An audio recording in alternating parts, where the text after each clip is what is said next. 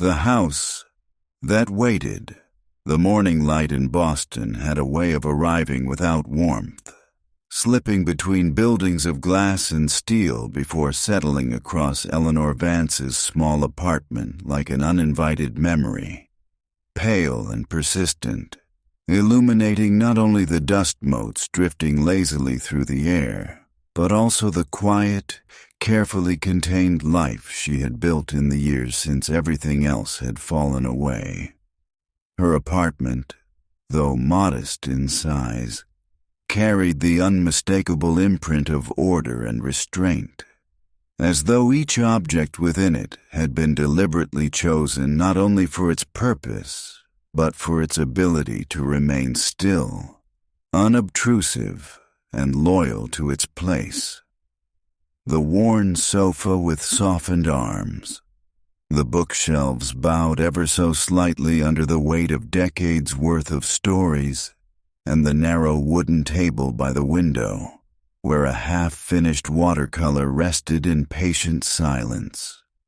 The painting, though incomplete, was unmistakable in its intent, for even in its faint washes of gold and green one could already see the shape of a house that no longer belonged to her.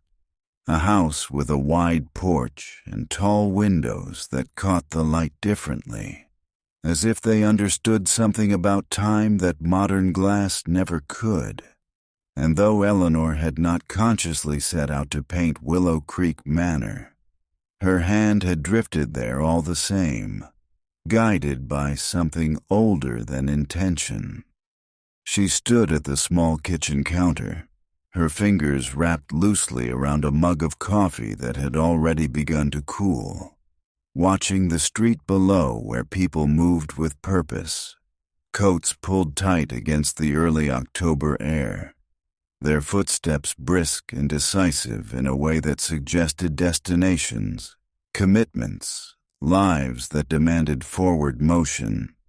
And for a moment she wondered, not for the first time, when her own life had slowed into something quieter, something that unfolded not in plans, but in recollections. Retirement had not come as a shock, not exactly, but rather as a gentle closing of a door she had always known would one day shut, and yet what lay beyond it had been less a new beginning and more an extended pause, filled with books she no longer needed to catalog, letters she no longer needed to archive, and hours that stretched wider than she had expected, leaving space for thoughts she had spent years carefully avoiding. It was on such a morning, suspended between routine and restlessness, that the knock came, not loud, not urgent, but firm enough to insist upon acknowledgement, a sound that seemed almost out of place in a building where most communication had long since been reduced to intercom buzzes and silent deliveries left at the door. Eleanor hesitated before answering, not out of fear but out of habit, as though every interruption required a moment of preparation, a small internal adjustment. And when she finally opened the door, she found no one standing there. Only a thick envelope resting neatly on the floor, its edges crisp, its presence deliberate. She bent slowly to pick it up, and even before she had fully straightened, she felt the weight of it. Not merely physical, though it was heavier than ordinary mail, but something subtler, something that settled into her chest with quiet insistence, as if the envelope carried not just information but consequence.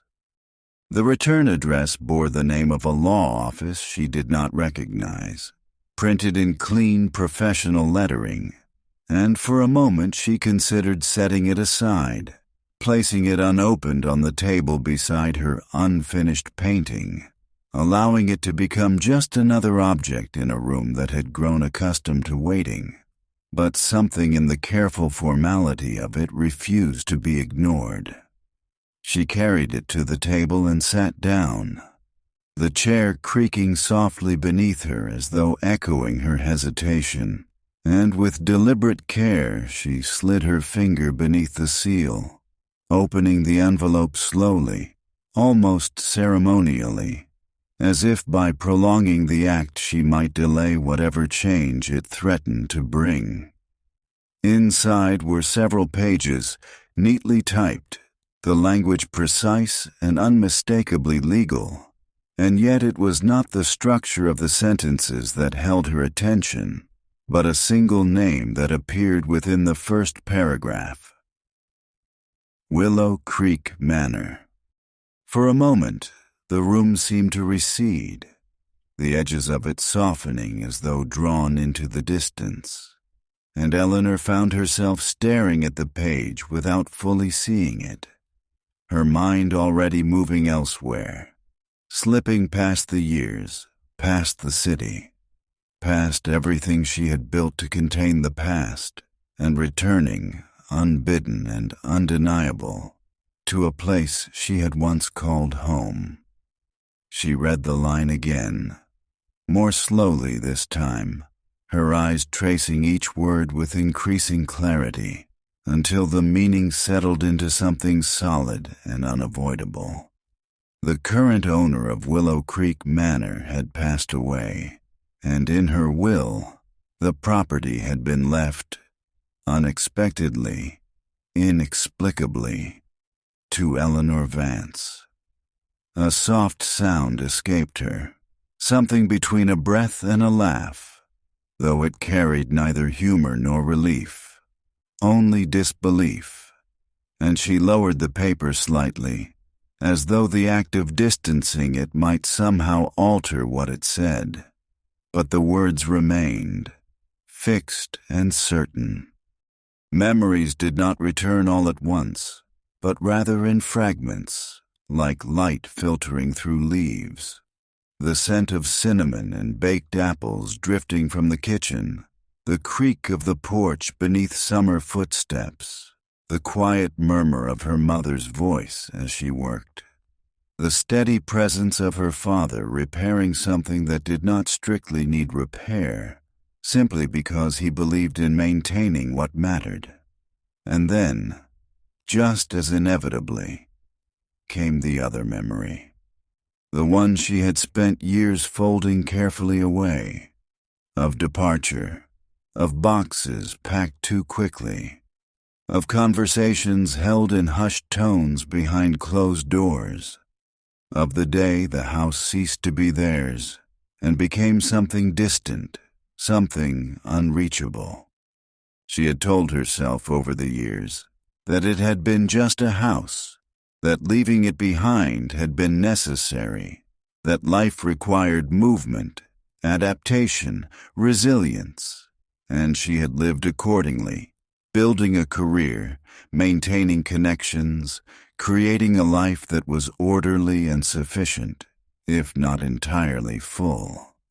And yet now, holding the letter in her hands, she felt something shift, not dramatically, not with the force of revelation, but with a quiet, steady certainty, like the first crack in ice that signals the beginning of thaw.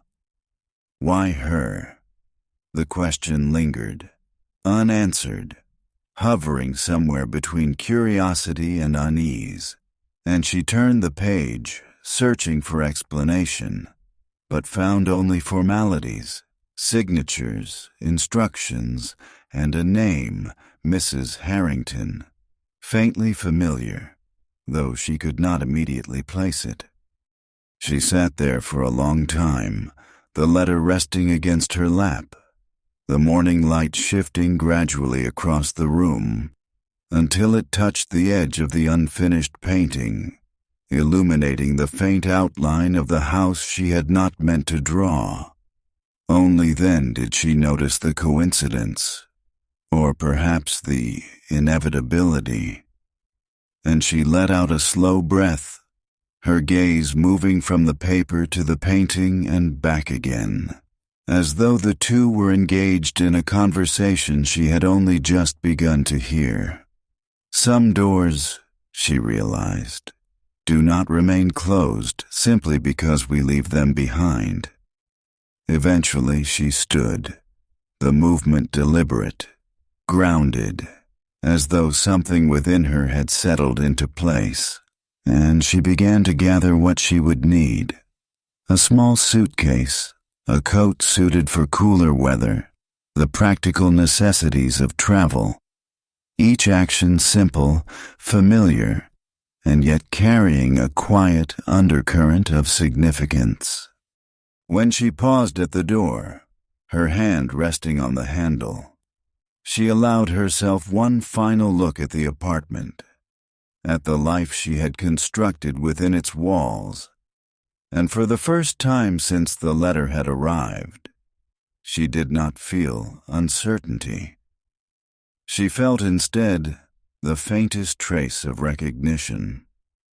The drive north along Route 9W unfolded with a kind of quiet patience that seemed to exist outside of time, the road curving gently alongside the Hudson River, as though it understood that some journeys were not meant to be rushed, especially those that led not to new places, but back to old ones.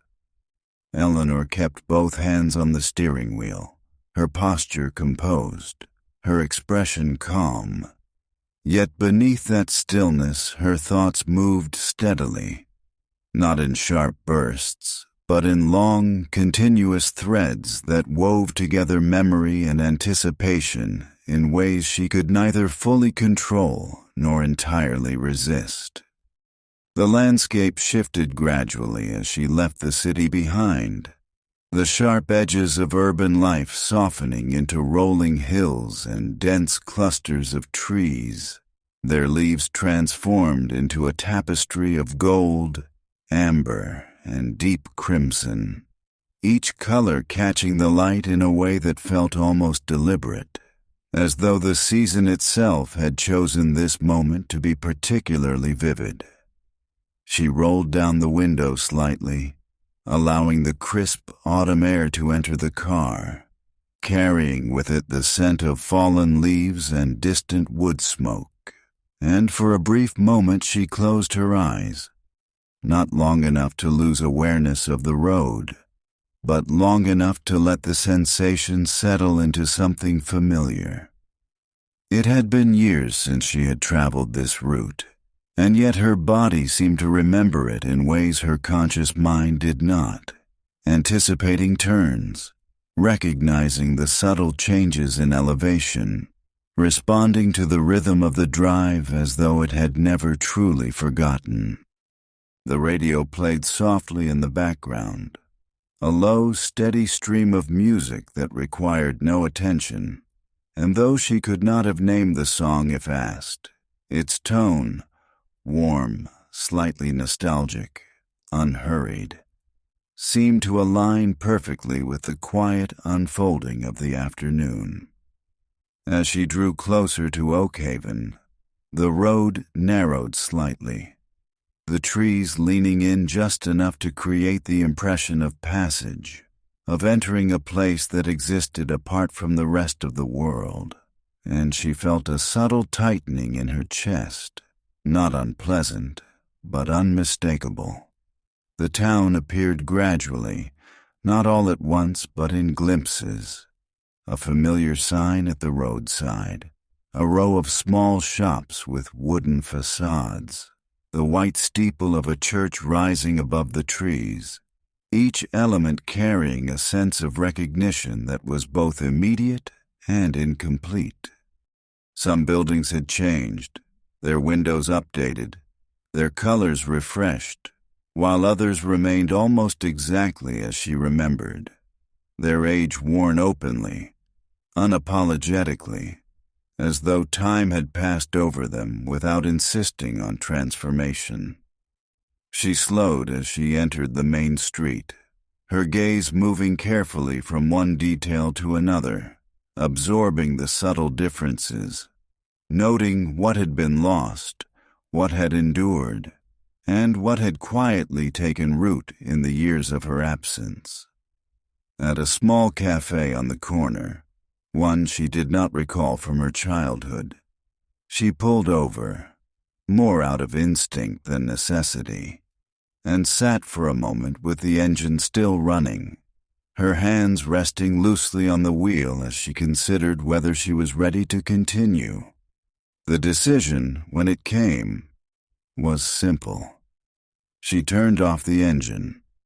Inside, the cafe was warm and softly lit, the air filled with the scent of coffee and baked goods, and though the space was unfamiliar, the atmosphere carried a kind of gentle welcome that required no explanation. A few people glanced up as she entered, their expressions neutral at first, then shifting, subtly, almost imperceptibly, into something closer to recognition, though no one spoke her name, and she wondered briefly whether it was possible that the town remembered her even if its people did not. She ordered a coffee she did not need, if only to justify her presence, and stood by the window as she waited, her gaze drifting once more to the street outside, where life continued in small, ordinary motions that felt strangely significant. When she stepped back outside, the air seemed cooler, sharper, as though the pause had altered something, not in the town itself, but in her readiness to face what lay beyond it. The road to Willow Creek Manor branched off from the main street in a way that was easy to miss if one did not know it was there. A narrower path lined with trees that grew denser with each passing yard, their branches arching overhead in a quiet, enclosing gesture. Her grip on the steering wheel tightened slightly as she turned onto it, not out of fear, but out of awareness, as though each movement carried weight, intention, consequence. The house did not appear immediately, and for a moment she wondered if she had misremembered the distance, if time had altered not only the place, but her sense of it. But then the trees parted just enough to reveal it, not fully, not yet, but enough. She slowed the car to a near stop. There it was. Willow Creek Manor stood at the end of the drive, its structure unmistakable despite the years of neglect that had softened its edges and dulled its color. The once bright paint now faded, the garden overgrown, the porch worn but still intact, as though the house had endured not through care, but through quiet persistence. She did not get out immediately. Instead, she remained in the car, her hands resting in her lap now, her gaze fixed on the house as she allowed herself to take it in, not just as it was, but as it had been, the two images overlapping in her mind, until she could no longer clearly separate memory from reality. It was smaller than she remembered, and yet somehow larger, more fragile, and yet undeniably present. Finally, she opened the car door. The sound seemed louder than it should have been, echoing faintly in the stillness, and she stepped out slowly, her feet meeting the gravel with a crunch that felt both foreign and deeply familiar. The path to the porch was partially obscured by weeds, and she moved carefully, brushing past them as she approached, each step carrying her closer not just to the house, but to something she had spent years avoiding. When she reached the door, she paused. The wood was worn beneath her hand, the surface marked by time and weather, and yet the shape of it, the weight of it, remained unchanged. She reached into her coat pocket and withdrew the key that had been included with the letter, its metal cool against her fingers, its presence both practical and symbolic in ways she could not fully articulate. For a moment, she simply held it there. Then, with a slow, steady motion, she inserted it into the lock and turned. The click, when it came, was soft, almost understated, and yet it carried a finality that seemed to resonate far beyond the door itself. She pushed it open. The air inside was still, carrying the faint scent of dust and old wood. And as she stepped across the threshold, she felt something shift. Not in the house, not in the space around her, but within herself. As though something that had been waiting, patiently and without expectation, had finally been acknowledged. And for the first time since the letter had arrived, she understood something clearly, without hesitation. The house had not forgotten her, and perhaps, she realized, she had never truly left it behind.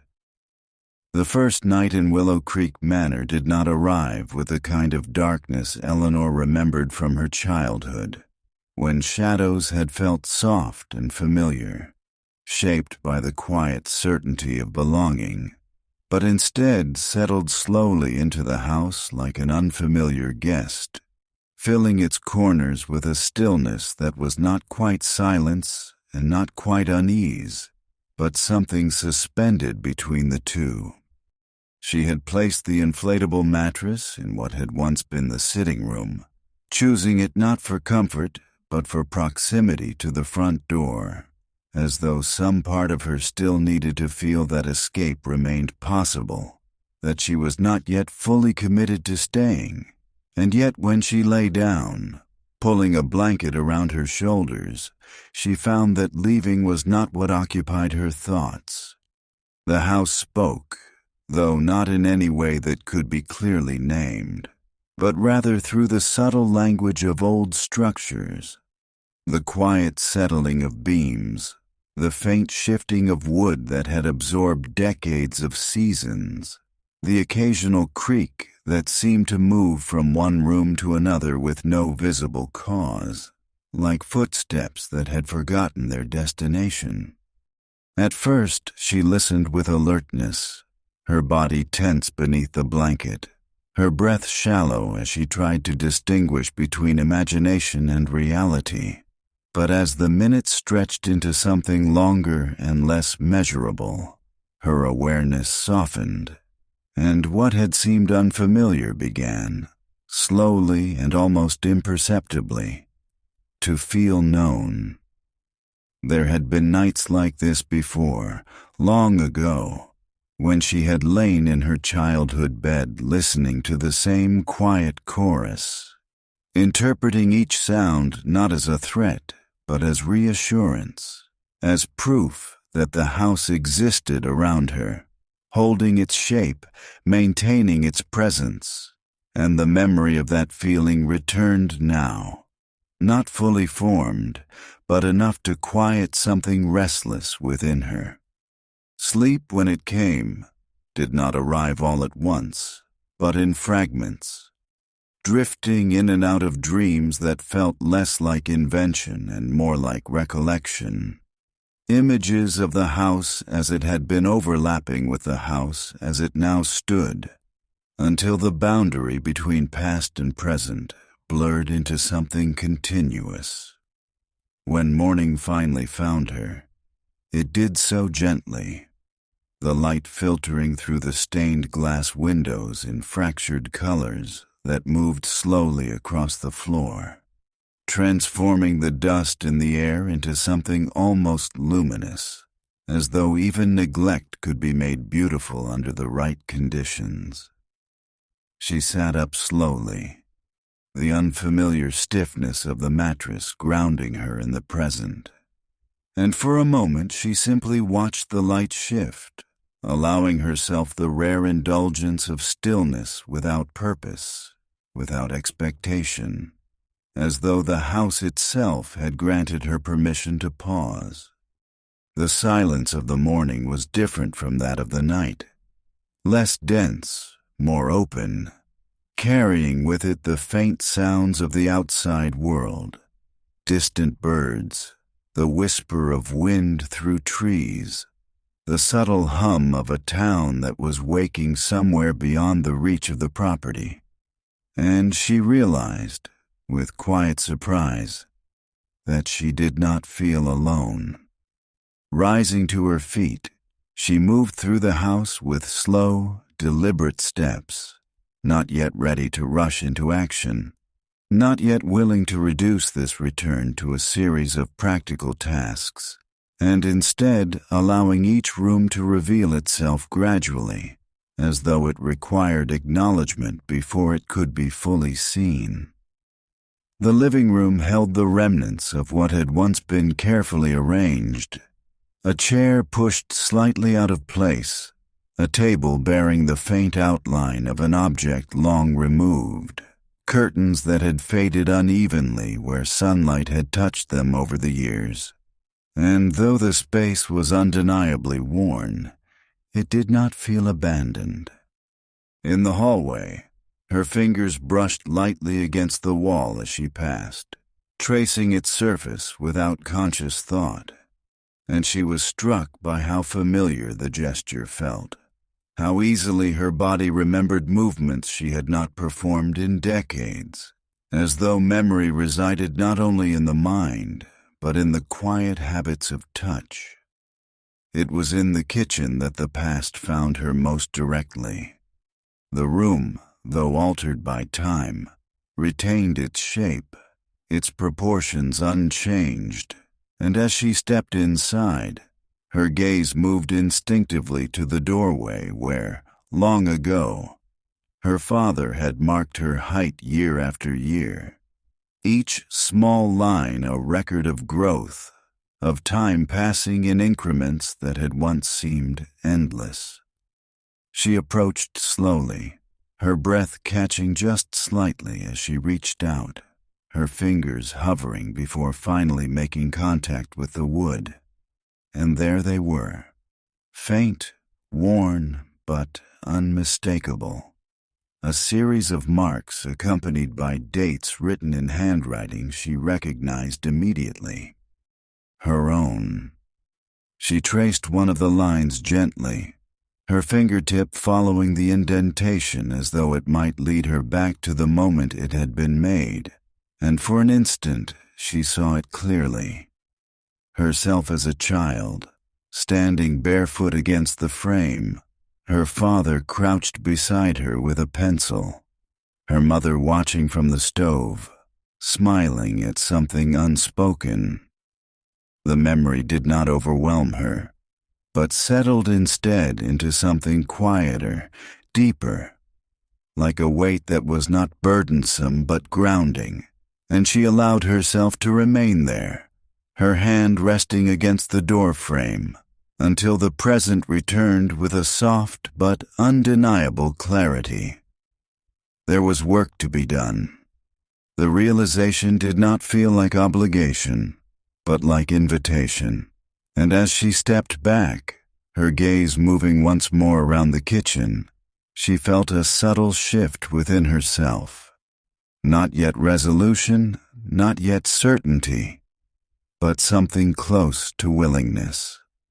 Later, when she drove into town in search of supplies, the transition from stillness to movement felt almost abrupt, as though she were stepping between two different rhythms of existence, and yet the familiarity of simple tasks, purchasing tools, asking questions, exchanging brief words, provided a kind of balance.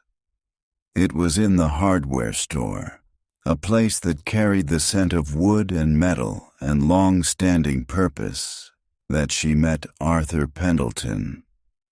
He stood near the back, examining a piece of lumber with the quiet attention of someone who understood not only its function but its history. His posture relaxed but precise, as though even in stillness he remained engaged with the world around him. And when he looked up, his expression held no surprise, only a calm acknowledgement. "You must be Eleanor Vance," he said, his voice steady, warm without intrusion, as though her return had been expected, not in a formal sense, but in the way certain things feel inevitable in hindsight. She paused, taken slightly off guard not by the recognition itself, but by the ease with which it was offered, and after a brief moment she nodded, her response equally simple. "I suppose I am."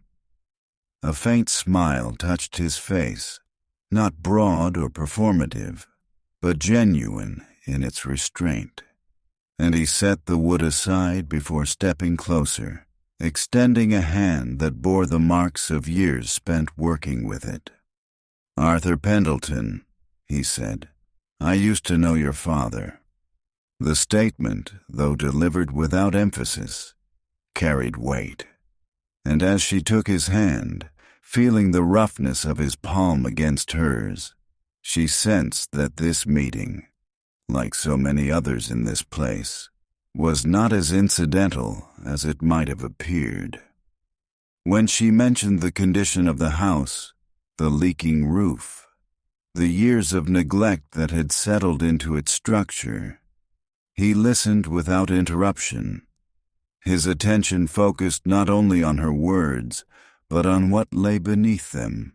And when she finished, he nodded once, thoughtfully. "I could take a look," he said, after a pause that suggested consideration rather than hesitation. "Houses like that don't fall apart all at once. They hold on longer than people expect." There was something in the way he said it, not merely practical, but almost personal, that resonated with her, and though she did not yet fully understand why, she found herself agreeing. As she left the store, carrying more than she had intended to buy, she realized that the day had shifted in a way she had not anticipated, not through any single event, but through a series of small, connected moments that had begun to form something resembling direction. Some meetings, she thought, are not accidental. The work began in the room that had once belonged to her, not because it was the most practical place to start, but because it was the one she could no longer avoid, the space that held the greatest concentration of memory, layered quietly beneath dust and time. The door resisted slightly as she pushed it open, the hinges stiff from disuse, and as it gave way, the air inside carried a faint, enclosed stillness, as though the room had been waiting, not actively, not expectantly, but in a way that suggested it had never fully let go of its purpose. Sunlight entered cautiously through the window, filtered by branches that had grown closer over the years, casting uneven shadows across the floor where remnants of childhood remained scattered in subtle, almost unnoticeable ways. A small indentation where a bed had once stood, a faint discoloration on the wall where something had been hung, the quiet outline of absence. She moved slowly, setting down the box of cleaning supplies near the doorway, her gaze traveling across the space with a mixture of recognition and distance, as though she were both present within it and observing it from somewhere else, somewhere removed. The first task was simple: clearing dust, opening windows, allowing air to circulate. And yet, even these small actions carried a sense of ceremony, each movement contributing to the gradual reintroduction of life into a space that had long existed without it. As she swept the floor, her motion steady and unhurried, she became aware of a subtle irregularity beneath her feet, not immediately noticeable, but distinct enough to interrupt the rhythm of the task, and she paused, shifting her weight slightly, testing the surface with cautious attention. The floorboard near the far wall responded with a faint, hollow sound. She knelt, brushing away a thin layer of dust, her fingers tracing the edges of the wood until she found it. A slight separation, barely visible unless one knew where to look, the kind of imperfection that might easily go unnoticed for years. For a moment, she simply stared at it, her breath held in quiet suspension, as though the discovery itself required acknowledgement before it could be understood. And then, with careful deliberation, she reached for the edge and lifted. The board came loose more easily than she expected, rising with a soft, reluctant movement that revealed a narrow cavity beneath, its contents obscured by shadow.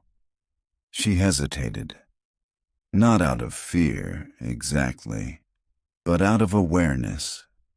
The sense that whatever lay hidden there was not merely an object, but a continuation of something she had only just begun to uncover. Finally, she reached inside. Her fingers closed around something solid, rectangular, its surface smooth but aged, and as she drew it into the light, she saw that it was a journal. Bound in dark leather, its edges worn, its presence unmistakably intentional. She sat back on her heels, the journal resting in her hands, its weight disproportionate to its size, as though it carried more than words, more than simple record, and for a long moment she did not open it, allowing the anticipation to settle into something steady. When she finally did, the pages revealed handwriting that was precise, measured, and unmistakably personal. The ink slightly faded but still legible, each line carefully constructed as though the act of writing had itself been a form of reflection. The name appeared near the beginning. Mrs. Harrington, the same name from the letter. Eleanor's breath slowed as she began to read, her eyes moving across the page with growing focus, the words drawing her inward not through urgency, but through quiet insistence.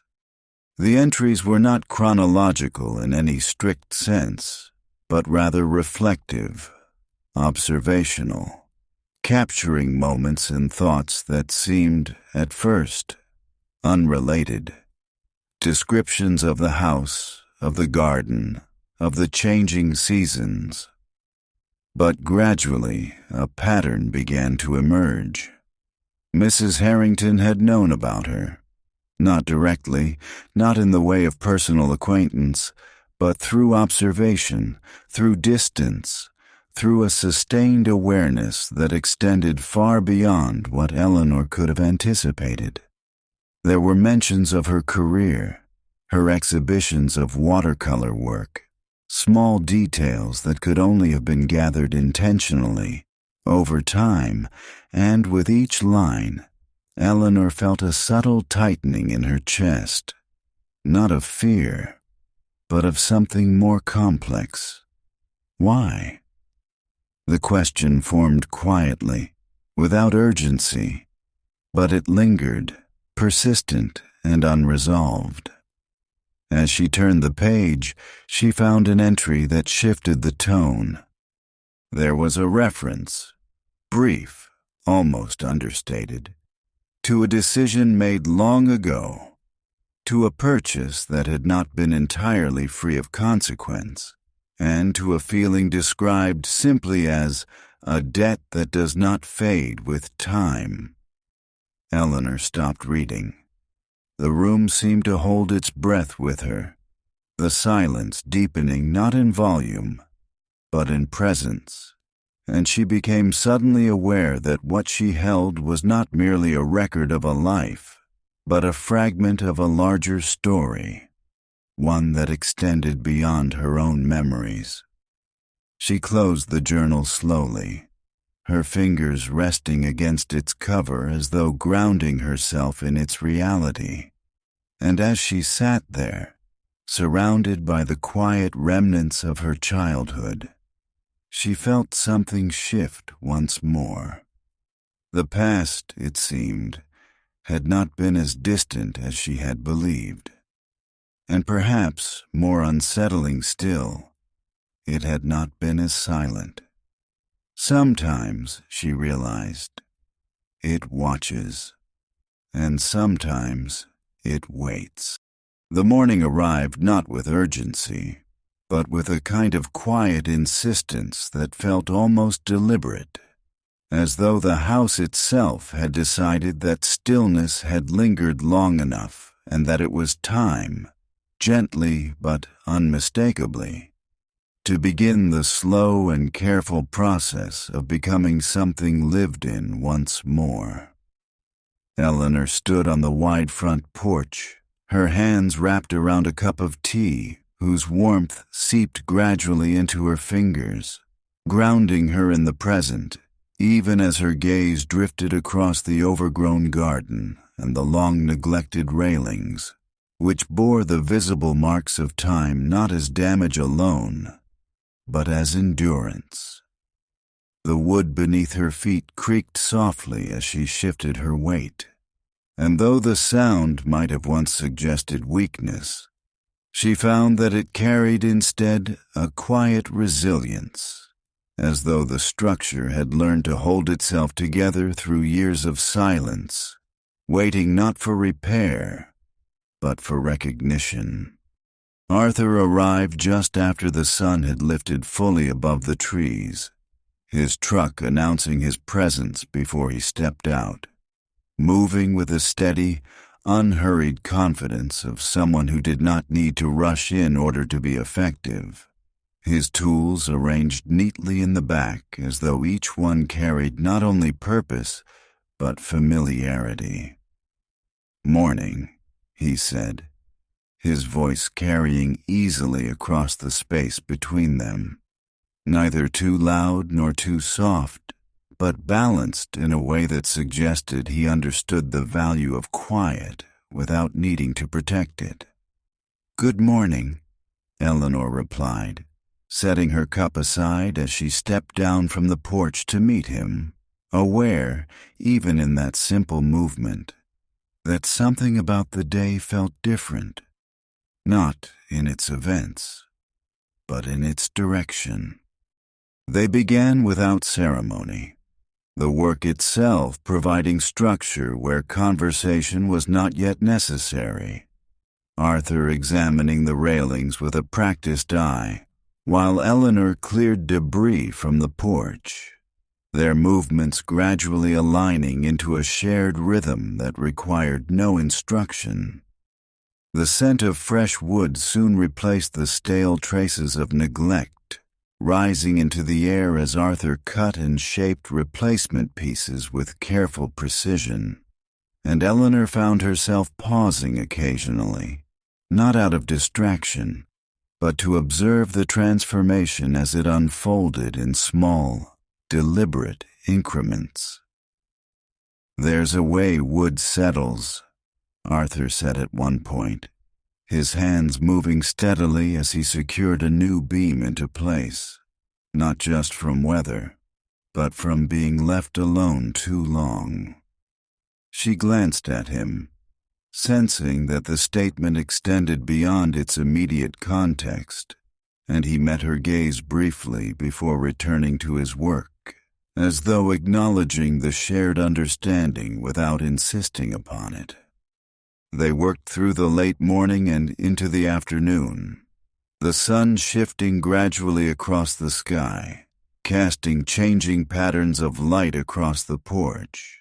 And though their conversation remained sparse, it was not empty, but filled with the kind of presence that did not require constant articulation. When they paused for tea, sitting side by side on the steps, the silence between them felt less like absence and more like space. Something open, something allowed. "My wife used to like places like this," Arthur said after a while, his tone even, without heaviness, but not without feeling. "Said old houses carried their own kind of memory." Eleanor nodded slowly, her fingers tracing the rim of her cup as she considered his words, recognizing in them something she had already begun to sense for herself. "She was right," she said quietly. He smiled, not broadly, but with a softness that suggested agreement rather than relief. And for a moment they sat without speaking, the air between them filled not with what had been lost, but with what remained. Later, as the work resumed, Eleanor turned her attention to an old cabinet that had been pushed against the wall, its surface dulled by time, its hinges stiff, its presence almost overlooked. "What about this?" she asked, running her hand lightly across its surface. Arthur approached, examining it with the same careful attention he had given the porch, his fingers pressing gently against the wood as though listening for something beneath it. "It's still good," he said after a moment. "Just needs patience." The word lingered. Patience. Not replacement, not removal, but restoration. Together they began the process, cleaning, sanding, adjusting, their movements slower now, more precise, as though the act itself required a different kind of care. And as the layers of age were gradually lifted, the wood beneath revealed a richness that had been hidden but not lost. Eleanor felt something shift within her as she worked, not dramatically, not all at once, but in small, steady increments that mirrored the work itself, each movement contributing to a quiet reassembly of something she had long believed irreparable. When the light began to fade, casting the porch in a softer, more subdued glow, they stepped back to observe what they had done, the changes subtle but undeniable. A railing that held firm, a surface that reflected light once more, a space that no longer felt entirely forgotten. "It's a start," Arthur said. Eleanor nodded, her gaze moving slowly across the porch, taking in each detail not as an isolated improvement, but as part of something larger. "Yes," she said, her voice steady, certain in a way it had not been before. "It is." And as she stood there, the evening settling gently around her, she realized that some things did not need to be rebuilt all at once. Some things only needed to be touched again, carefully, patiently, until they remembered how to hold. The storm announced itself long before it arrived, not through thunder or rain, but through a subtle shift in the air that seemed to press against the house from all sides, carrying with it a tension that was difficult to define, yet impossible to ignore. Eleanor felt it in the quiet moments between tasks, in the way the light dimmed earlier than expected, in the way the trees at the edge of the property moved not with the easy rhythm of wind, but with something more insistent, as though responding to a force gathering just beyond sight. She was in the kitchen when she heard the sound of tires on gravel, the noise sharp and deliberate, cutting through the stillness with a kind of certainty that left no room for misinterpretation. And even before she turned toward the window, she knew. Richard. The car door closed with more force than necessary, the sound echoing briefly before settling into silence. And when he stepped into view, his presence carried with it an energy that felt distinctly out of place, as though the pace of another world had followed him here. He did not pause at the edge of the yard, did not take in the house or the changes that had begun to take shape, but moved directly toward the porch with the focused urgency of someone who had already decided what needed to be done. "Ellie," he called, his voice firm, controlled, but edged with something sharper beneath the surface. She stepped outside to meet him, her movement steady, her expression composed, though she felt the familiar tension rise within her, not sudden, but deeply rooted. "Richard," she said, acknowledging him without invitation. For a moment, they stood facing each other, the distance between them small but significant, filled with years that had not been resolved, only set aside. He glanced briefly at the porch, at the repaired railing, at the subtle signs of work that had begun, and his expression tightened, not in confusion, but in calculation. "You've already started fixing it," he said, the observation carrying no approval, only implication. "It needed it," she replied simply. He let out a short breath, something between a sigh and a restrained reaction, and stepped past her without waiting for further exchange, entering the house with the familiarity of someone who had once known its layout, even if he no longer recognized its meaning. Inside, he moved quickly from room to room, his gaze sharp, assessing, measuring not what the house was, but what it could become in terms of value, potential, conversion. "Do you have any idea what this place is worth?" he asked, turning toward her as she followed, his tone shifting from observation to argument with practiced ease. "I have some idea," she said. "Then you also know it doesn't make sense to keep it," he continued, his words gaining momentum as he spoke. "Not like this. Not when there are offers already on the table, serious offers, developers who are ready to move forward." She felt the weight of his words, not because they were new, but because they were familiar in a way that reached back into conversations she had hoped were finished, arguments shaped by different values, different ways of seeing. "It's not just a property," she said, her voice calm but firm, grounded not in resistance alone, but in something deeper. He shook his head, a small, dismissive motion that carried more frustration than dismissal. "That's exactly what it is," he replied. "Land, structure, potential. You're looking at it like it's still what it used to be. And you're looking at it like it never was," she answered. The words settled between them, not loud, not explosive, but precise, and for a moment neither of them spoke, the silence stretching just long enough to reveal the depth of what lay beneath the surface. Outside, the wind picked up, moving through the trees with increasing force, the branches bending and shifting in ways that mirrored the tension within the house. And when the first distant rumble of thunder rolled across the sky, it felt less like coincidence and more like continuation. Richard turned away, running a hand through his hair in a gesture that suggested both irritation and restraint.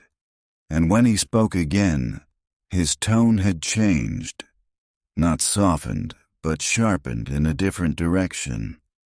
"I'm not asking," he said. "I'm telling you, this is the smart move." Eleanor stood still, her gaze steady, her posture unchanged, And though the storm outside had begun to gather in earnest, the decision within her had already taken shape. "No," she said. The word was quiet, but absolute. For a moment, it seemed as though the house itself held that word, absorbing it, reinforcing it, and when the rain finally began, striking the windows with a steady, insistent rhythm, it felt not like interruption, but like confirmation. Richard looked at her, truly looked, perhaps for the first time since he had arrived, and something in his expression shifted. Not understanding, not yet, but recognition of resistance that would not easily yield. "This isn't over," he said, his voice lower now, more controlled. Eleanor did not respond immediately, her attention drawn briefly to the window, to the way the rain traced uneven paths across the glass, distorting the view beyond into something fluid and uncertain. "No," she said at last, turning back to him. "It isn't."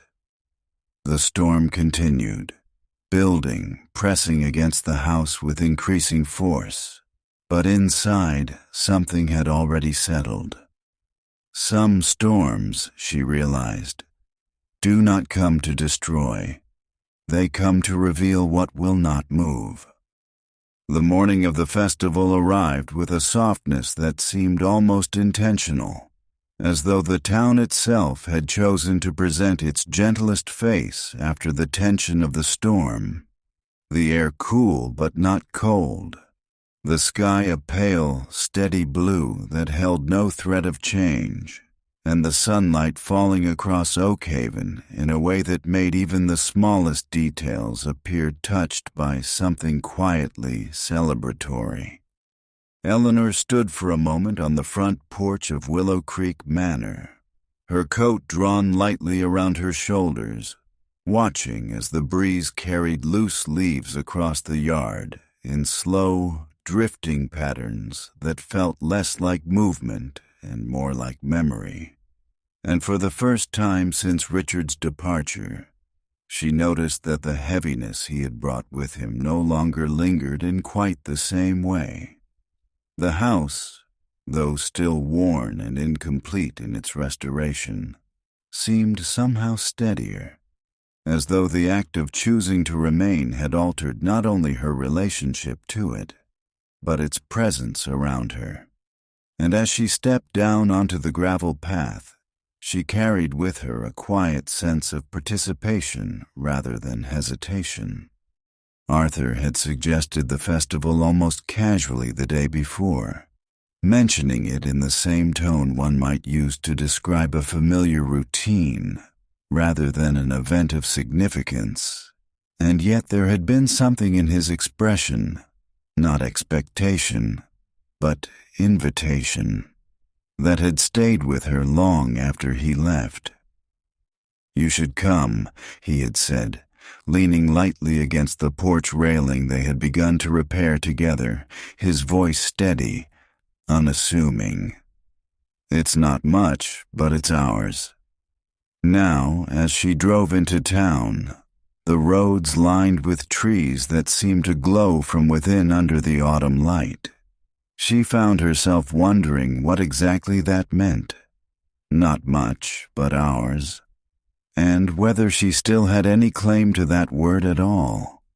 The town square revealed itself gradually, first through sound, distant laughter, the low murmur of conversation, the faint strains of music carried unevenly through the air, and then through sight, as the open space came into view, transformed by small, deliberate efforts into something that felt both familiar and newly alive.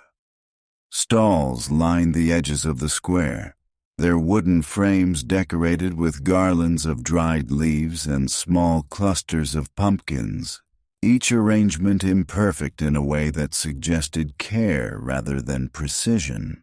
and people moved between them at an unhurried pace, pausing, greeting one another, lingering in ways that felt intentional. Eleanor parked at the edge of the street and remained in the car for a moment, her hands resting lightly on the steering wheel, her gaze fixed on the scene before her as she allowed herself the time to adjust, to reconcile the image with the memory she carried.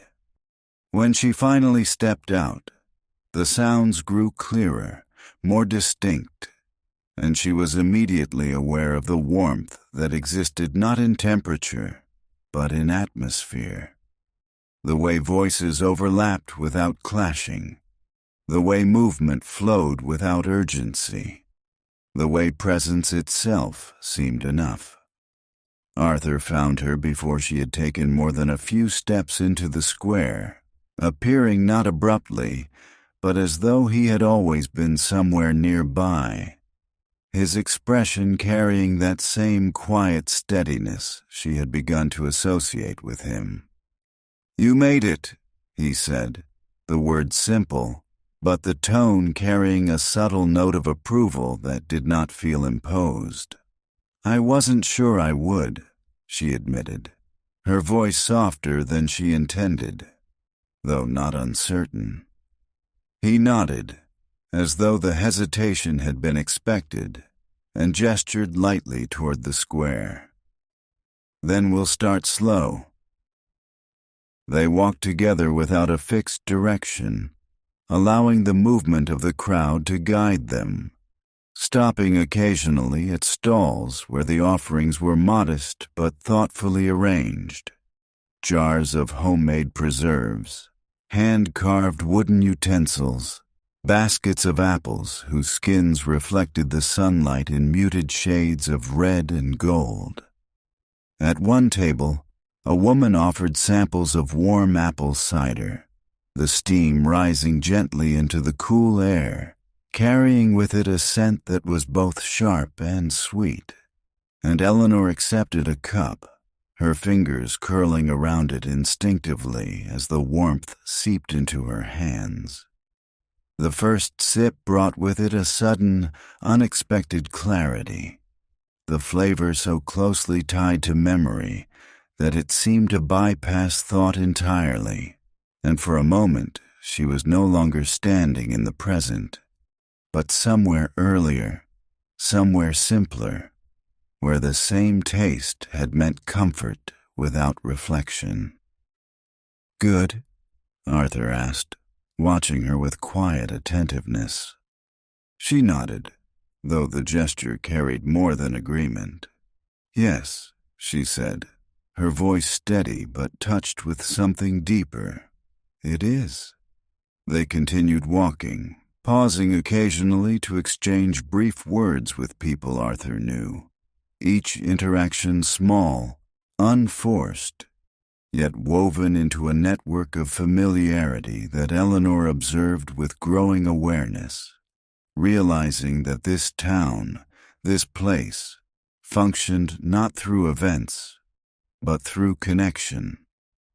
At the center of the square, a small band played from a makeshift stage, their music unpolished but sincere, the rhythm steady, the melody simple, and though no one seemed to be paying them direct attention, the sound filled the space in a way that felt essential rather than decorative.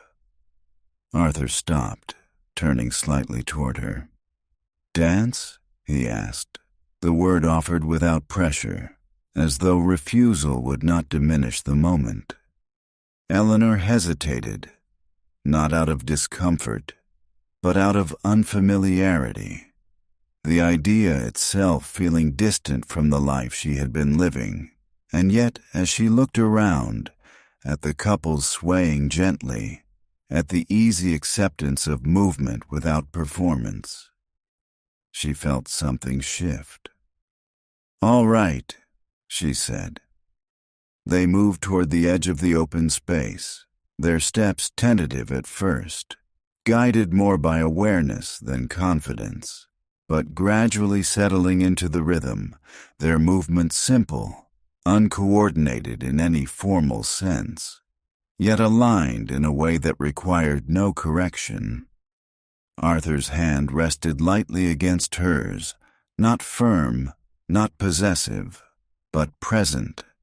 And as they moved, Eleanor became aware not of the steps themselves, but of the space between them, the quiet understanding that allowed for closeness without demand. For a moment, she allowed herself to forget the house, the letter, the conflict, and simply exist within the movement, within the shared rhythm that asked nothing more than participation. When the music ended, they stepped back almost simultaneously, neither speaking immediately. The silence between them filled not with absence, but with something newly formed. "Not much," Arthur said after a moment, his gaze moving briefly across the square before returning to her. Eleanor followed his gaze, taking in the details once more, the stalls, the people, the light. "No," she said softly, "but it's enough." And as they stood there, surrounded by the quiet continuity of the town, she realized that for the first time in years, she did not feel like someone passing through. She felt instead like someone who had been expected. The first frost arrived not with spectacle, but with quiet precision, settling overnight across the garden in a delicate, almost invisible layer that revealed itself only when touched by the morning light, transforming each leaf, each blade of grass, into something briefly suspended between seasons. Eleanor stepped outside just after sunrise, the air crisp against her skin, her breath visible in faint, fleeting clouds, and as she looked across the overgrown garden, she saw not only its neglect, but its persistence, the way life had continued despite the absence of care, adapting, enduring, waiting. The work of clearing it had begun the day before, in small sections, each movement deliberate, each decision measured, as though she were not simply removing what had grown, but uncovering what had been hidden beneath it. Now, as she moved slowly through the space, her boots brushing against frost-touched weeds, she felt a subtle shift in her perception, the garden no longer appearing as a single, overwhelming task, but as a series of fragments, each one holding its own history. She knelt near a cluster of tangled branches, her gloved hands working carefully to separate them, and as she pulled one aside, something beneath caught her attention, a shape too regular to be accidental, its structure partially concealed by years of unchecked growth. She cleared the space more fully, her movements gaining a quiet urgency, and there, revealed gradually, was the outline of a rose bush, its branches thin but intact, its thorns still sharp despite the passage of time. Her breath caught, not from exertion, but from recognition. "These were hers," she said aloud, though no one stood nearby to hear it, the words spoken not for confirmation, but for acknowledgement. Her mother had planted them along the edge of the garden, choosing each one carefully, tending to them with a patience that had seemed endless at the time. And as Eleanor reached out, her fingers brushing lightly against the stem, she felt a memory surface with unexpected clarity. Her mother's hands, steady and sure, guiding hers as they pressed roots into soil.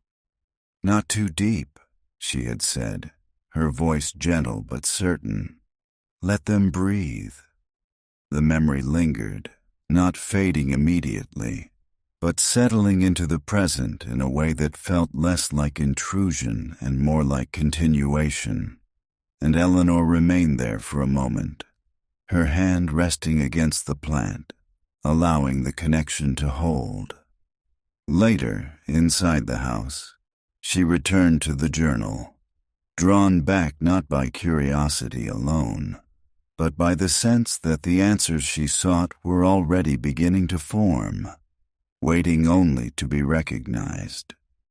She turned the pages slowly, her attention more focused now, her reading no longer exploratory, but intentional.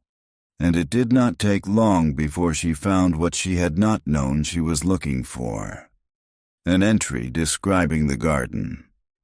Mrs. Harrington had written about it not as a burden, but as a responsibility, noting the overgrowth, the gradual decline, and yet also the decision, deliberate, repeated, not to alter it beyond necessity. I could not bring myself to remove what was planted with such care, the entry read, the handwriting steady despite the weight of the words. Some things are not mine to change, even if they have been left in my keeping. Eleanor felt something tighten within her, not painfully, but with a kind of recognition that carried both gratitude and sorrow. And as she continued reading, the pattern became clearer. Mrs. Harrington had preserved more than the structure of the house. She had preserved its memory. Not perfectly, not completely, but intentionally.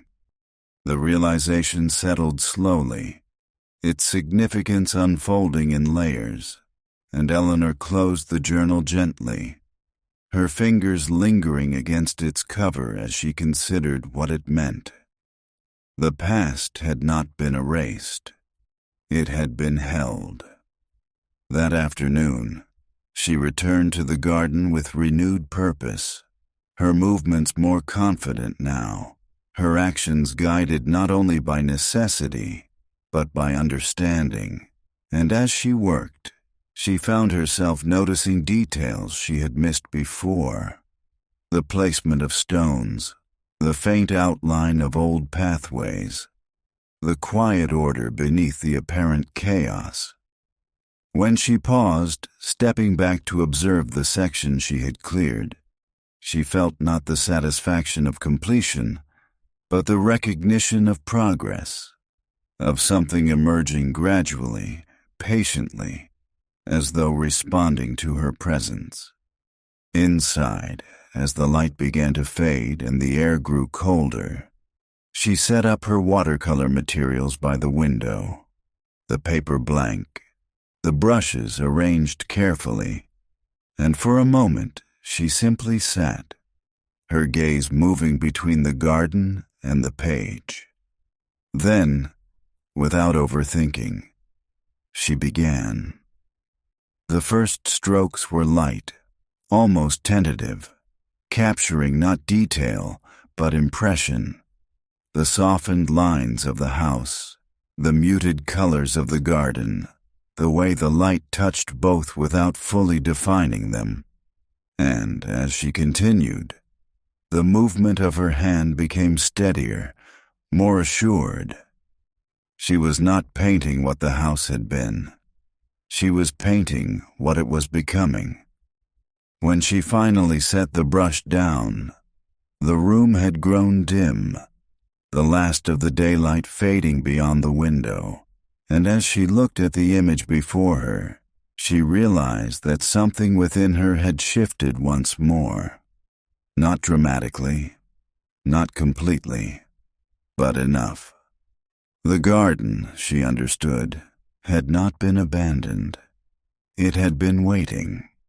And now, so had she.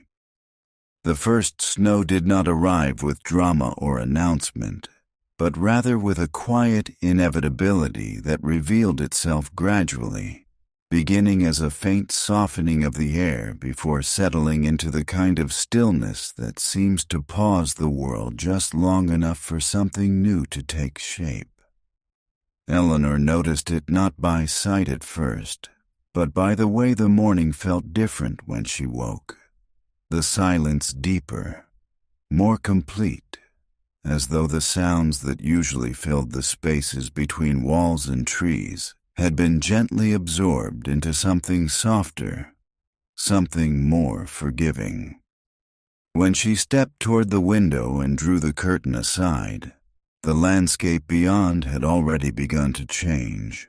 The ground lightly dusted in white. The garden transformed not by concealment, but by a kind of quiet redefinition. Each shape softened, each edge blurred into something that felt both unfamiliar and deeply known. She stood there longer than she intended, her hand resting lightly against the window frame, watching as the snow continued to fall in slow, steady patterns that seemed less like movement and more like descent, as though each flake carried with it a small, deliberate intention. The house, too, seemed altered by the shift, its worn surfaces reflecting the pale light in a way that made its imperfections less visible, less urgent. And as Eleanor moved through its rooms, she found herself aware of a new kind of presence, not the memory-laden quiet of before, but something steadier, more grounded. She wrapped herself in a thick cardigan and moved toward the kitchen, her footsteps slower than usual, not from hesitation, but from a kind of quiet attentiveness, as though the morning required a different pace, a different way of being within it. It was while she stood at the sink, filling a kettle, that she first heard the sound. A sharp, irregular noise from somewhere within the walls, followed by a low, unsettling hum that did not belong to the usual language of the house. She froze, listening. The sound came again, louder this time, accompanied by a sudden, unmistakable rush. And then, without warning, the steady drip of water where there should have been none. By the time she reached the back hallway, the situation had already begun to unfold beyond simple inconvenience, the old heating pipe along the wall trembling slightly before releasing a thin, persistent stream that quickly spread across the floor. For a moment, she stood still, her mind catching up to the reality before her, the initial shock giving way not to panic, but to a kind of focused urgency that felt unfamiliar and yet instinctive. She moved quickly, shutting off what valves she could find, placing towels along the spreading water, her actions imperfect but deliberate, guided less by expertise and more by necessity. Still, it was not enough. The water continued to seep, slow but relentless, and as the cold from the floor began to rise through her shoes, she felt the first edge of something sharper, not fear exactly, but the recognition of limits, of the fact that there were problems she could not resolve alone. Arthur. The thought came without deliberation, and she reached for her phone, her fingers steady despite the situation, dialing his number with a precision that suggested trust rather than desperation. He answered on the second ring. "I've got a problem," she said, her voice controlled but edged with urgency. "I'm on my way," he replied, without question. The time between the call and his arrival felt longer than it was, each minute stretching into something more pronounced as she continued her efforts, the house around her responding in quiet, unpredictable ways, as though the disruption had unsettled more than just the pipe. When his truck finally pulled into the drive, the sound of it carried a kind of reassurance that settled into her almost immediately. And when he stepped inside, his presence brought with it not only tools, but clarity.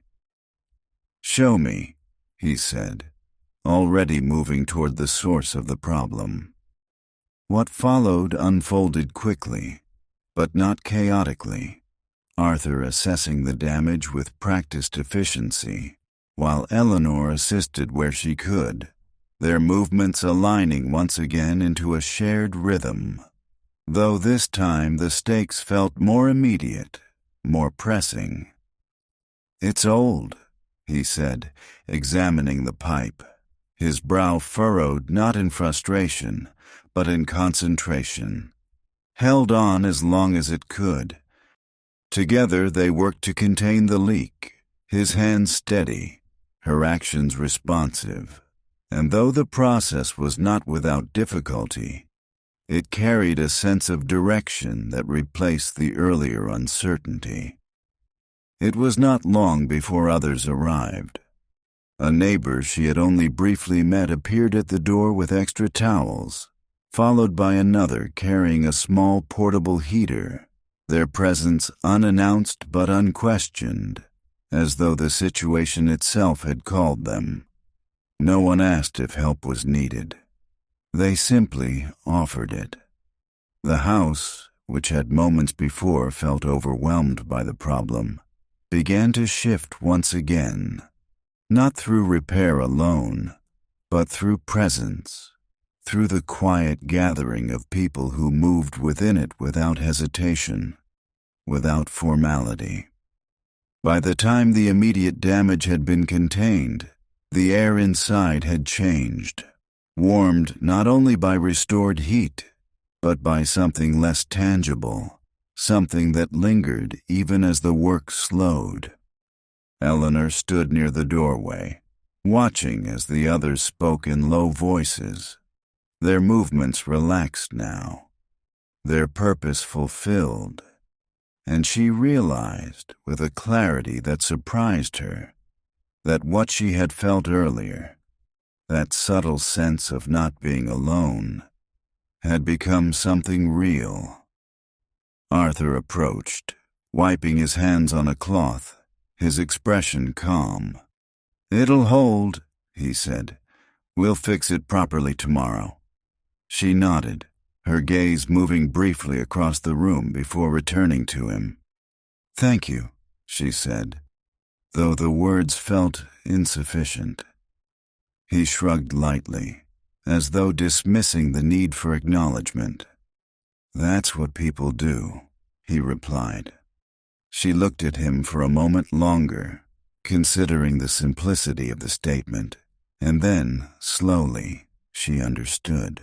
Outside, the snow continued to fall, covering the marks left by the day, smoothing the ground into something unbroken, and as Eleanor stood within the quiet warmth of the house, she realized that something within her had settled into place.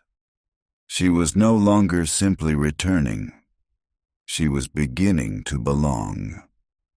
The days leading up to Christmas unfolded with a quiet steadiness that felt almost deliberate, as though the town, the house, and even the passing of time itself had aligned in subtle agreement to allow for a gentler pace, one in which anticipation did not build sharply, but settled gradually into something warm and sustaining. Eleanor found herself moving through her days with a sense of rhythm she had not expected to recover, her mornings beginning not with uncertainty, but with purpose, however small, whether it was tending to the newly stabilized pipes, clearing another section of the garden now resting beneath snow, or simply standing by the window with a cup of tea, watching the light shift across the landscape. Inside, the house had begun to change in ways that extended beyond repair. The spaces no longer defined solely by what had been left behind, but by what was being reintroduced: warmth, movement, attention, each element contributing to a gradual reawakening that felt both fragile and resilient. It was Arthur who first suggested bringing down the boxes from the attic. "There's probably something worth keeping up there," he said, his tone casual, though his eyes held a quiet curiosity that mirrored her own. The attic resisted them at first, the door stiff, the air inside colder, denser, as though it had been sealed not only from the outside, but from time itself. And as they stepped inside, the scent of old wood and paper rose to meet them, carrying with it the unmistakable weight of years.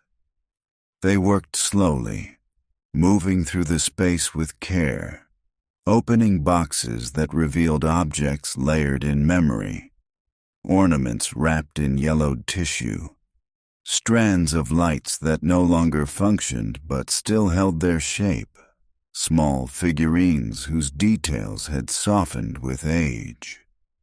Eleanor picked up one ornament in particular, its surface slightly cracked, its color faded but not lost, and as she turned it gently in her hands, she felt a recognition that reached beyond thought. "I remember this," she said quietly. Arthur glanced at it, then back at her, his expression attentive. "From when?" he asked. She hesitated, not because she did not know, but because the answer carried more than a simple explanation. "Before everything changed," she said. They brought the boxes downstairs, the process itself becoming a quiet transition, the movement of objects from storage into space mirroring something less tangible, something internal. Decorating the house did not happen all at once, but in stages, each addition deliberate, each placement considered not for perfection, but for meaning. And as the rooms gradually filled with small elements of the season, a wreath on the door, candles in the windows, ornaments placed carefully along the mantel, the atmosphere shifted into something unmistakably alive. On the evening of Christmas Eve, the house held a warmth that extended beyond the physical, the fire in the hearth casting a steady glow across the room, the shadows soft, the air carrying the faint scent of pine and something sweeter, less defined. They sat together in the living room, the quiet between them not empty but full, shaped by the shared understanding that had developed not through declarations, but through time. It was then that Eleanor noticed the small package resting near the edge of the table, its presence subtle, almost easily overlooked. "I didn't put that there," she said, her gaze narrowing slightly as she reached for it. Arthur leaned forward, examining it briefly. "No," he said, "but I think I know who did." There was no note, no explanation, only the wrapping, simple, careful.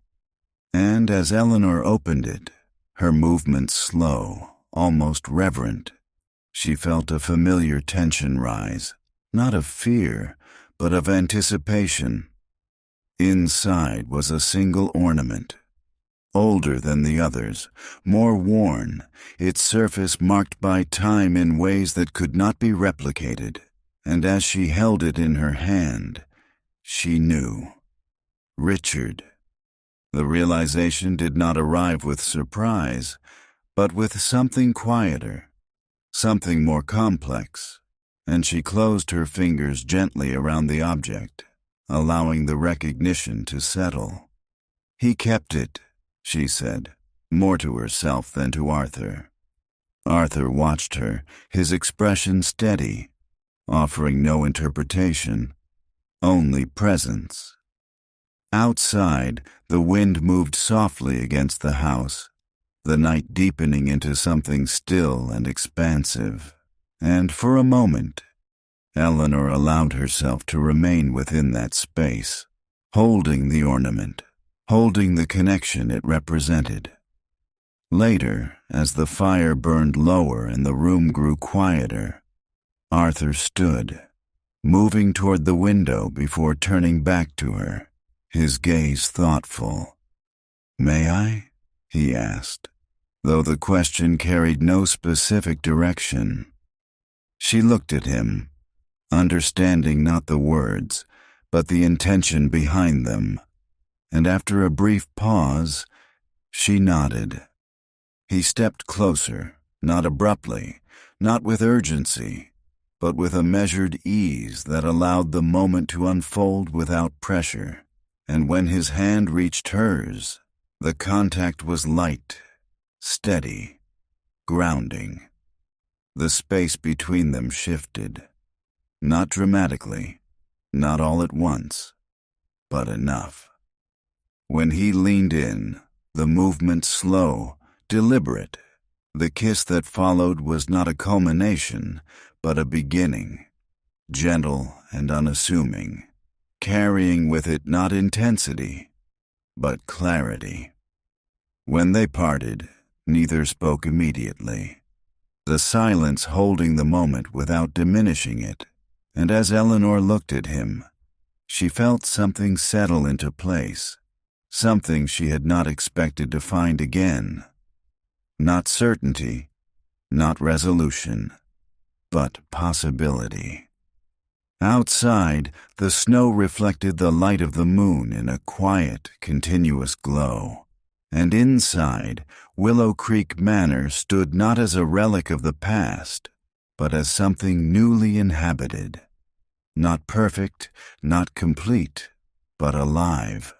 January did not arrive with the clarity of a new beginning, but with a quieter, more complicated presence, as though the passing of the year had shifted something in time without resolving anything within it, leaving behind a stillness that was neither peaceful nor unsettled, but suspended somewhere in between.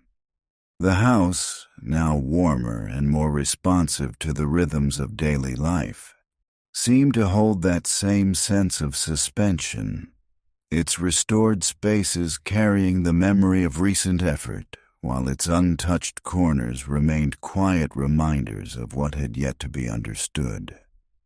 Eleanor had begun to settle into a routine that felt both deliberate and tentative, her mornings shaped by small, purposeful actions, tending to the fire, organizing her notes, continuing her work in the journal, each task grounding her in the present, while subtly drawing her deeper into the layers of the house's past. It was on such a morning, when the light outside was pale and diffuse, filtered through a sky that offered no clear sense of time, that the letter arrived. Unlike the first, this one bore a different weight, not heavier in form, but sharper in intention, its envelope thinner, its edges less ceremonial, yet its presence unmistakably direct.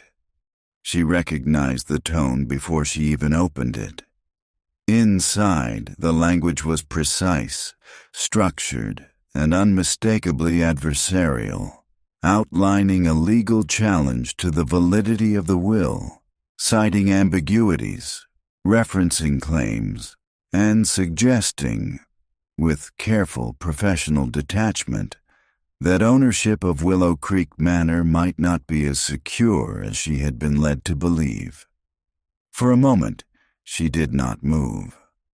The words settled slowly, their meaning unfolding not in sudden realization, but in a gradual tightening, a recognition that what she had begun to build, to restore, to understand, was once again being placed at a distance. She read the letter a second time, then a third, her attention sharpening with each pass, her mind shifting from reaction to analysis, from feeling to focus, and as she set the paper down, she felt something within her change. Not fear, not even anger, but resolve. The house, she realized, could not be defended through sentiment alone. It would require proof. By midday, she was in town, her steps purposeful as she moved toward the local archives, a place she had not visited since her return, and yet one that felt immediately familiar, not only in structure but in function, as though it existed within the same quiet language she had spent her life learning to read. The building itself was modest, its exterior unremarkable, but inside, the air carried the unmistakable scent of paper and time, the quiet hum of preservation, of knowledge held carefully, deliberately, against the erosion of forgetting. She spoke briefly with the attendant, her explanation concise but clear, and within minutes she was seated at a long wooden table, surrounded by boxes, documents, records that extended far beyond her personal connection to the house. Hours passed without her noticing. She moved through the materials with practiced efficiency, her training as a librarian archivist guiding her through the layers of information, identifying patterns, noting inconsistencies, following threads that others might have overlooked. The house appeared in records intermittently at first. Property transfers, tax documents, architectural references, each mention brief, functional, yet contributing to a growing sense that its history extended further than she had understood. Still, it was not enough. She needed something more, something definitive.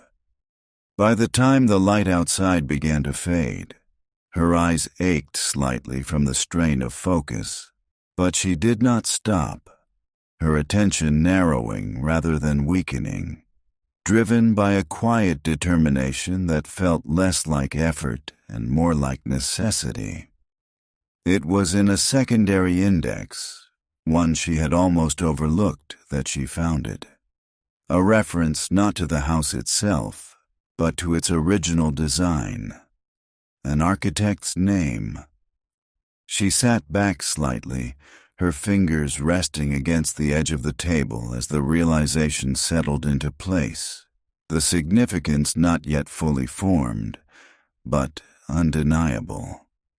This was a beginning, not an answer, but a direction. When she left the archives, the evening had already deepened into night, the air colder, sharper, and as she walked toward her car, she felt the weight of the day not as exhaustion, but as momentum. The threat had not diminished, but neither had her position. Some things, she understood now, were not protected by memory alone. They were protected by truth. And truth, if it existed, could be found.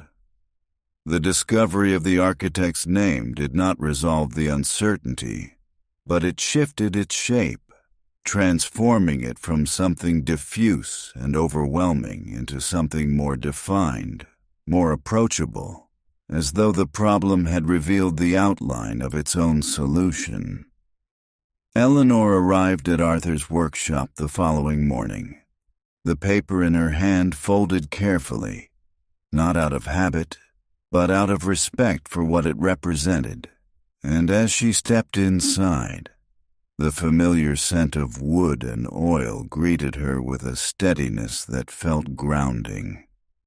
Arthur looked up from his work, his expression immediately attentive, not surprised by her presence, but aware that it carried purpose. "I think I found something," she said, placing the paper on the workbench between them. He wiped his hands slowly, his movements unhurried, and leaned forward to examine it, his eyes moving across the name with growing focus. "That's not just anyone," he said after a moment, his voice carrying a note of recognition that altered the atmosphere of the room. "You know it?" she asked. He nodded, reaching for a nearby drawer, pulling out a large, carefully preserved map, its edges worn but its details intact, and as he spread it across the surface, the connection began to take shape. "This," he said, pointing to a section marked with precision, "is part of his work." The map revealed more than layout.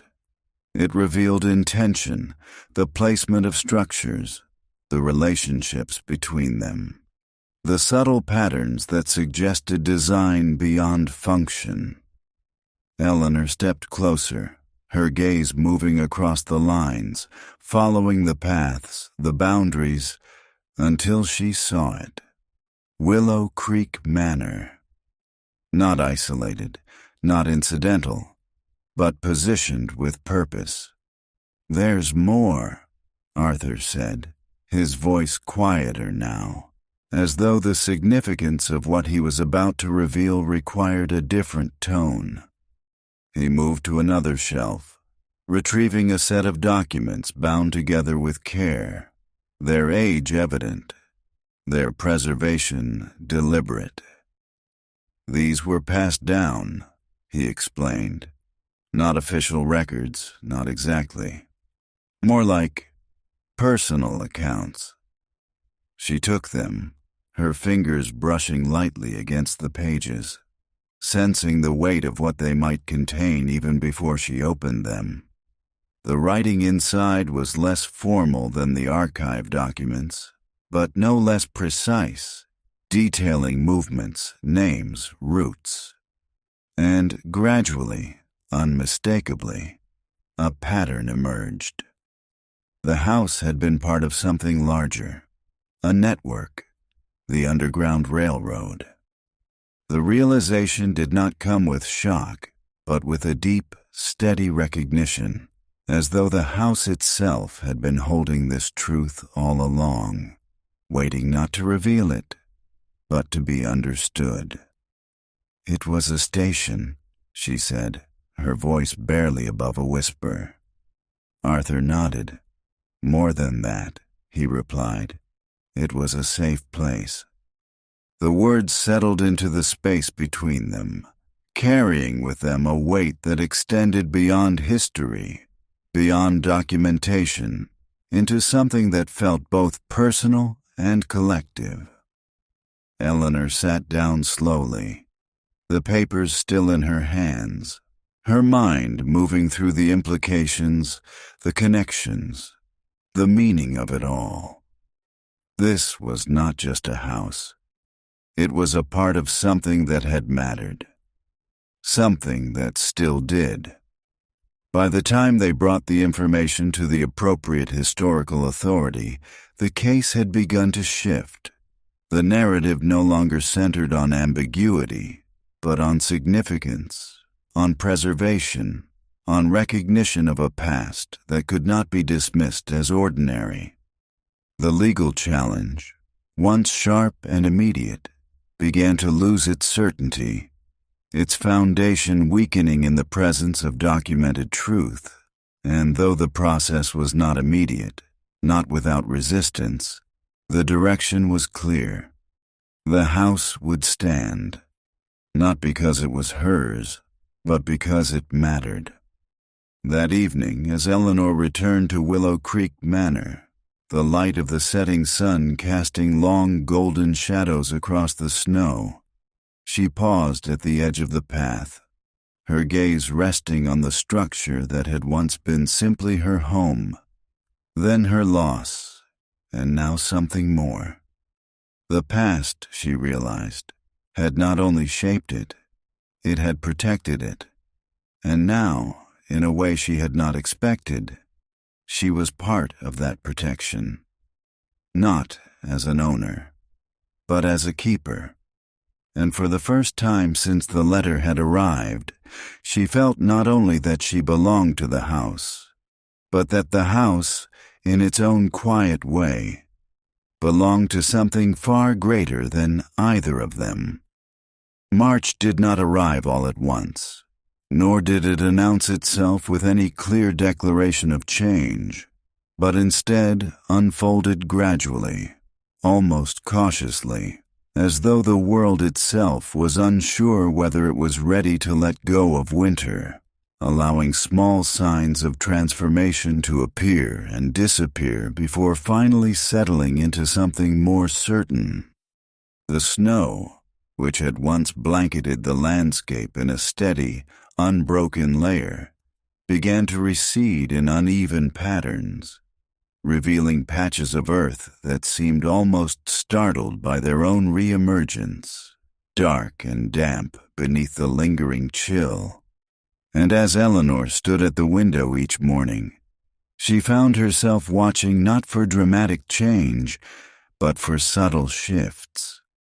The way the light lingered a little longer, the way the air carried a different scent, the way the silence itself began to loosen.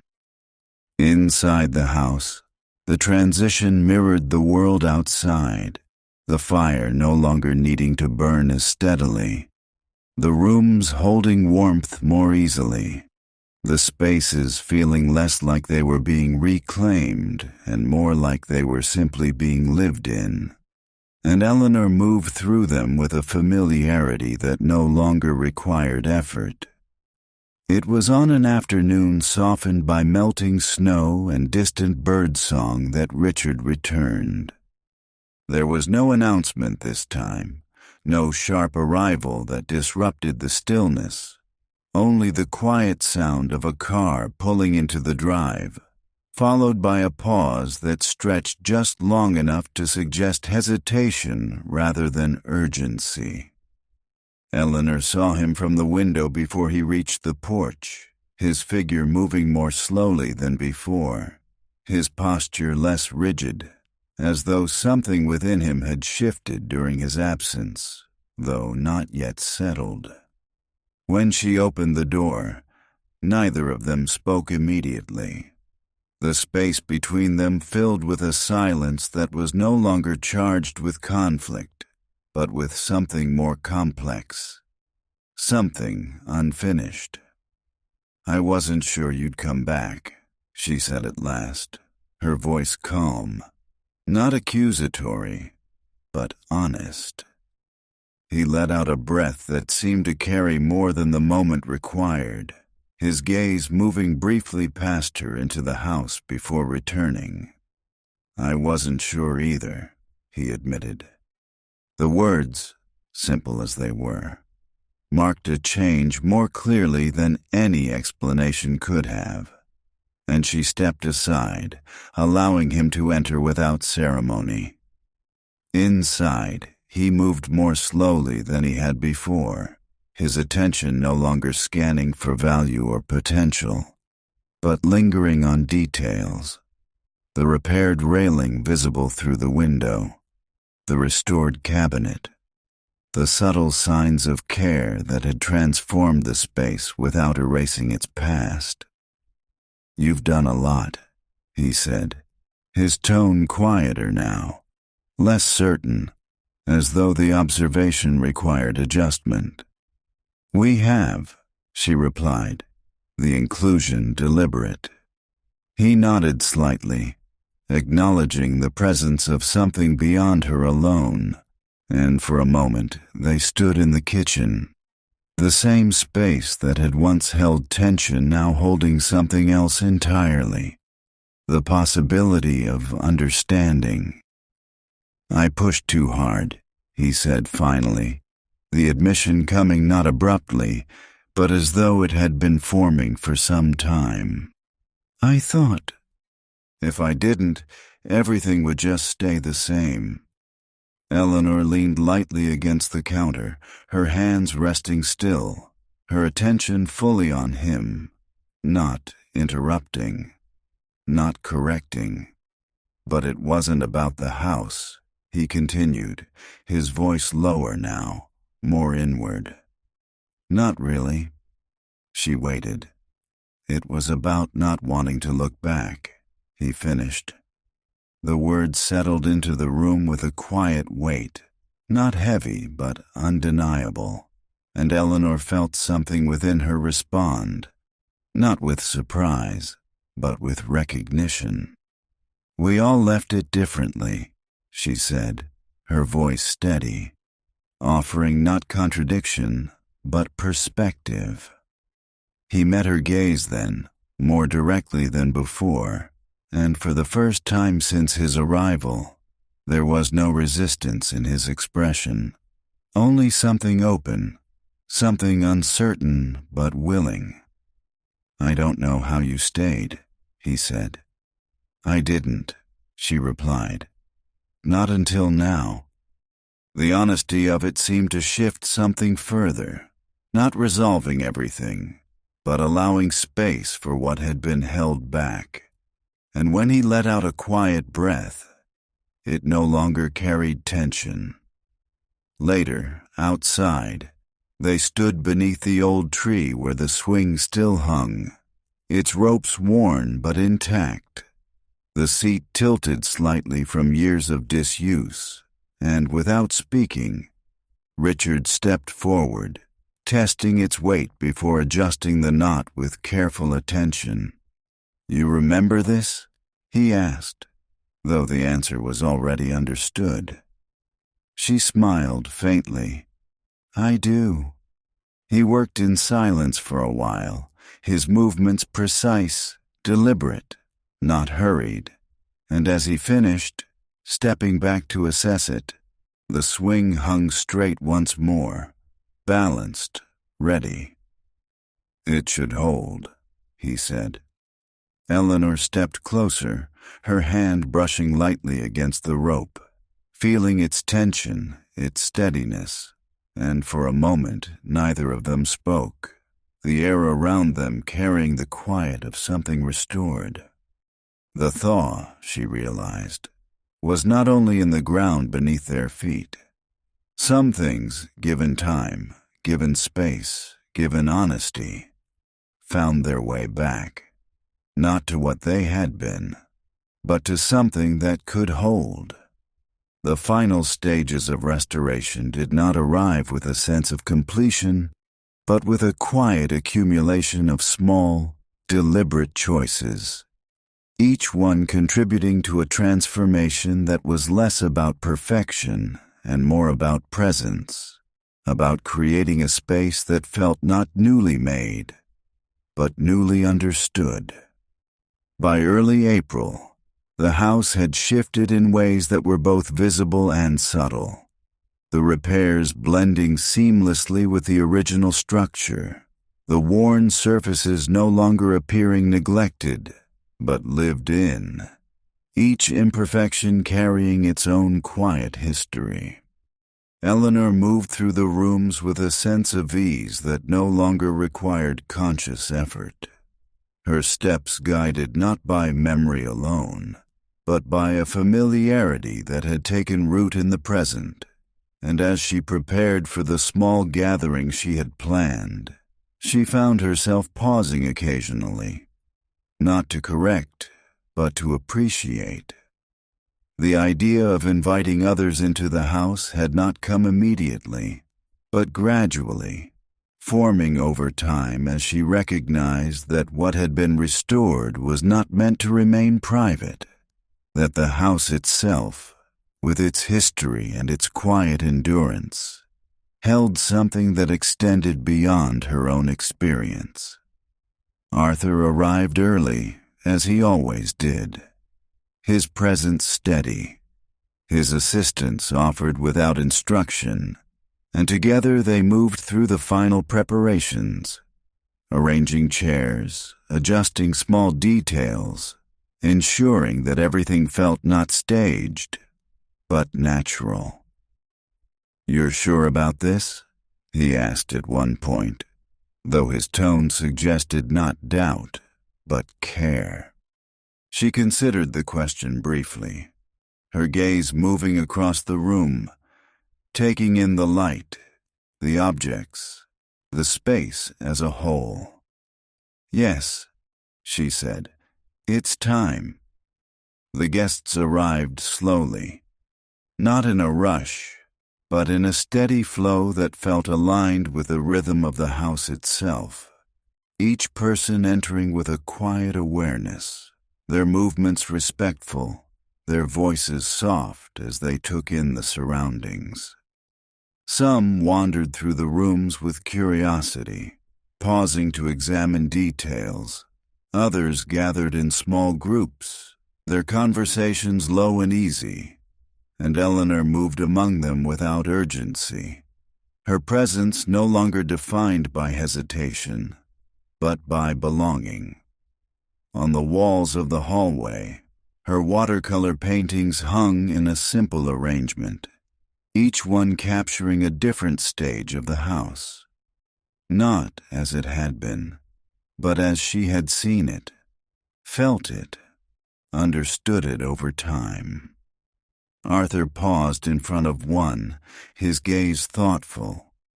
"This one," he said, gesturing lightly, "feels different." She stepped beside him, following his gaze. "It was the first one I painted after the snow," she said. He nodded, studying it a moment longer. "It shows," he replied. She smiled slightly, not because of the observation itself, but because of what it reflected, the quiet recognition of something that had changed. As the afternoon unfolded, the house filled with a kind of warmth that could not be attributed to any single element, but to the accumulation of presence, of shared space, of history acknowledged and allowed to remain. Richard stood near the doorway for much of the time, not apart, but not fully within, his attention moving between the people, the rooms, the details, and when Eleanor approached him, he did not speak immediately. "It looks different," he said finally. "It is," she replied. He nodded, his gaze lingering on the space before returning to her. "I didn't see it before," he admitted. She did not respond with correction or reassurance, only with a quiet acceptance of the statement, and after a moment, he reached into his coat pocket, pulling out a small object she recognized immediately. The ornament. He held it for a moment, then placed it gently on the table near the window. "I think it belongs here," he said. She looked at it, then at him, and nodded. "Yes," she said softly. "It does." As the sun began to set, casting long golden light through the windows, the guests gradually departed, their presence lingering not in sound, but in atmosphere, in the sense that the house had been seen, acknowledged, and accepted. When the door finally closed behind the last of them, the silence that returned did not feel empty. It felt full. April settled into the valley with a quiet certainty that no longer hesitated. The signs of spring no longer tentative or uncertain, but present in ways that could not be ignored. In the softened air, in the steady return of birdsong, in the small but undeniable bursts of color that appeared where the ground had once been bare. Eleanor stepped into the garden one morning, her movements unhurried, her attention drawn not to what remained to be done, but to what had already begun to change, and as she moved along the edge where the rose bushes stood, she paused. They had begun to bloom. Not fully, not all at once, but enough to reveal their presence, their color emerging gradually, their form shaped not by perfection, but by persistence. She reached out, her fingers brushing lightly against a petal, and for a moment she closed her eyes, allowing the sensation to settle into something deeper than observation.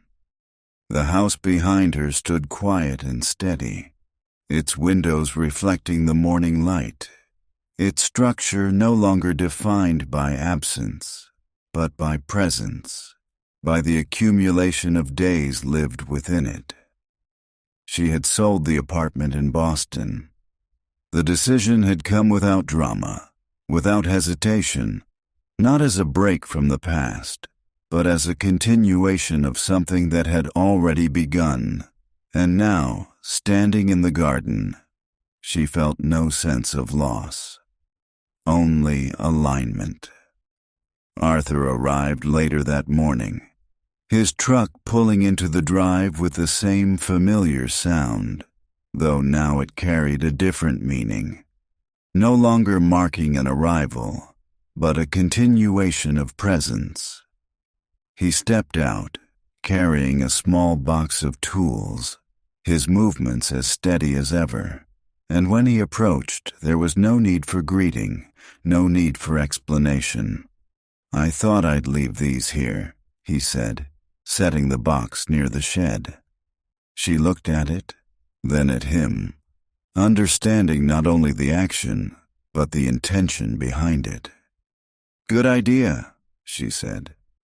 They moved together toward the porch, the space now fully restored, the wood solid beneath their steps, the railing smooth, the details no longer in progress, but complete. They sat side by side, 2 cups of coffee resting between them, the steam rising gently into the morning air. And for a while, neither of them spoke, the silence not requiring interruption. Birds moved through the trees, their songs carrying lightly across the space, the breeze shifting just enough to stir the leaves, and as Eleanor looked out across the garden, across the path, across the house that had once been lost and now stood before her, she felt something settle fully into place, not as a conclusion, but as a beginning. Arthur glanced at her, his expression quiet, thoughtful. "It suits you," he said. She turned slightly, meeting his gaze. "What does?" she asked. "This," he replied, gesturing lightly toward the house, the garden, the space around them.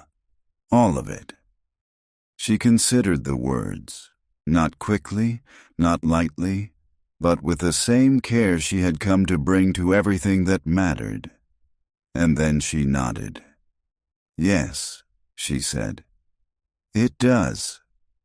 The morning continued, unhurried, unremarkable in any dramatic sense, and yet full in a way that required nothing more, the kind of fullness that does not announce itself, but simply exists, steady and certain. The house no longer waited. It lived, and so did she.